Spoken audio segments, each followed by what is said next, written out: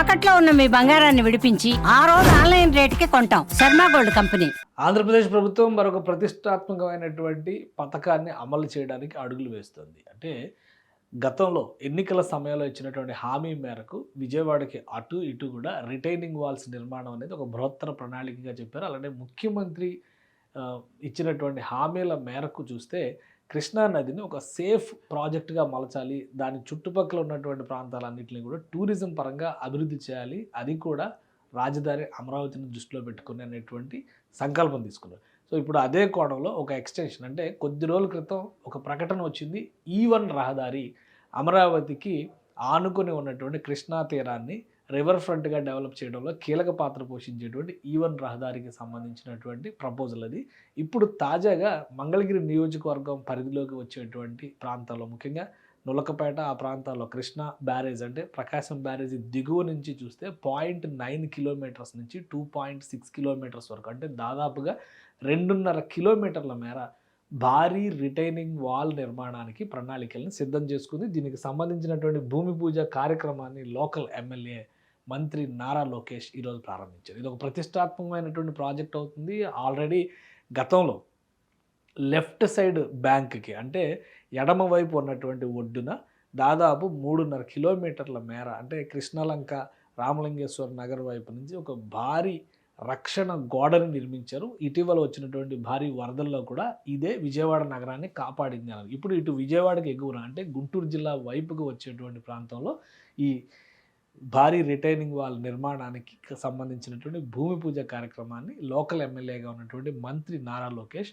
ప్రారంభించారు. పైగా ఎన్నికల సమయంలో ఆయన దీనికి ప్రత్యేకమైనటువంటి హామీ కూడా ఇచ్చారు. ఎందుకంటే ప్రైడ్ ఆఫ్ మంగళగిరి పేరుతో అనేక కార్యక్రమాలు అక్కడ నిర్వహిస్తూ ఉన్నారు.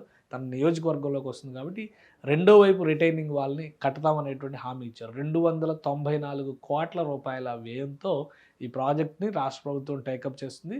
కృష్ణానదికి ఇటు అమరావతి, అటు విజయవాడ నగరం, ఈ రెండింటికి ప్యారలల్గా దాదాపుగా ఒక 6 కిలోమీటర్ల నుంచి 15 కిలోమీటర్ల వరకు బలమైనటువంటి రక్షణ కుడ్యాలతో పాటు, అంటే బలమైన రివర్ ఫ్రంట్ డెవలప్మెంట్తో పాటు టూరిజం బేసిస్లో ఇతర ఉపాధి మార్గాలను అభివృద్ధి చేసేటువంటి వేదికగా దీన్ని మలచాలని రాష్ట్ర ప్రభుత్వం భావిస్తుంది. అందులో భాగంగానే దీనికి భూమి పూజ కార్యక్రమాన్ని చేశారు. ఒకసారి మనం జాగ్రఫీ వైజ్గా ఒకసారి దీన్ని పరిశీలించి చూస్తే కనుక చాలా ముఖ్యమైనటువంటి ఏరియా అవుతుంది ఇది.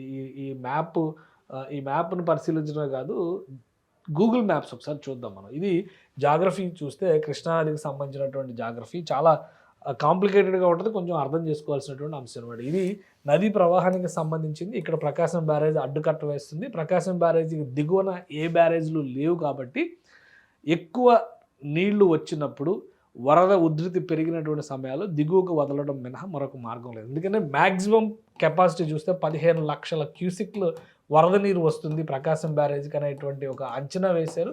ఈ 15 లక్షల క్యూసిక్ల వరద నీరు వచ్చినప్పుడు కృష్ణా నది ఉగ్ర రూపంలో ఉంటుంది కాబట్టి దాన్ని అంచనా వేసుకునే ఇప్పుడు బలమైనటువంటి రక్షణ కుడ్యాన్ని నిర్మిస్తున్నారు. ఒకసారి మనం చూస్తే దీనికి ఆల్రెడీ లెఫ్ట్ సైడ్, అంటే ఇటు విజయవాడ నగరం వైపు ఒక రక్షణ గోడని నిర్మించారు. ఇది ఒక టూరిజం స్పాట్ లాగా డెవలప్ అయింది. ఇది కనకదుర్గ వారధికి దిగువ ప్రాంతంలో ఇదే రక్షణ గోడ ఇటీవల వరదల్లో కూడా ఒక బలమైన రక్షణ కుడ్యంగా పనిచేసింది. ఇదే తరహాలో ఇప్పుడు ఒక భారీ గోడ అవతల పక్కన కూడా రాబోతుంది. అంటే భూమికి 23 నుంచి 26 నుంచి 38 మీటర్ల లోతుకి తవ్వి పునాదులు వేసి ఆ పునాదుల వారీగా బలమైనటువంటి రక్షణ గోడని నిర్మిస్తారు. 294 కోట్ల రూపాయల అంచనా వ్యయం వేస్తారు. ఇదంతా కూడా ఇట్లా టూరిస్ట్ స్పాట్ కింద దీని అంతా డెవలప్ చేశారు. సో అదే తరహా వ్యవస్థ ఇటు పక్కన కూడా రాబోతుంది అనమాట. కృష్ణానదికి ఇప్పుడు తీసుకున్నటువంటి అంచనాల ప్రకారం చూస్తే బ్యారేజ్కి దిగువన 0.9 మీటర్స్ నుంచి 0.9 కిలోమీటర్స్ నుంచి 2.67 కిలోమీటర్స్ వరకు ఈ డిస్టెన్స్ని నోటిఫై చేశారు. అంటే దిగువ నుంచి చూసినప్పుడు ఇలా ఈ ప్రాంతం మొత్తం కూడా వస్తుంది అనమాట. ఇది తాడేపల్లి ఏరియా మొత్తానికి కూడా ఒక రక్షణ అవుతుంది. భారీ వరదలు వచ్చినప్పుడు ఇటుపక్కనేమో E1 రహదారి చెప్పారు కదా, ఇక్కడ కరకట్ట రోడ్ అని వస్తుంది కదా, E1 రహదారి కరకట్ట రోడ్ అవుతుంది భవిష్యత్తులో. సో దానికి అక్కడ ఒక రక్షణ కుడ్యము ప్లస్ రివర్ ఫ్రంట్ డెవలప్మెంటు, రహదారి నిర్మాణం, ఇదంతా కూడా ఇక్కడ జరుగుతుంది. ఇదంతా బ్యారేజ్కి ఎగువన జరుగుతుంది, ఇది బ్యారేజ్కి దిగువన జరుగుతుంది.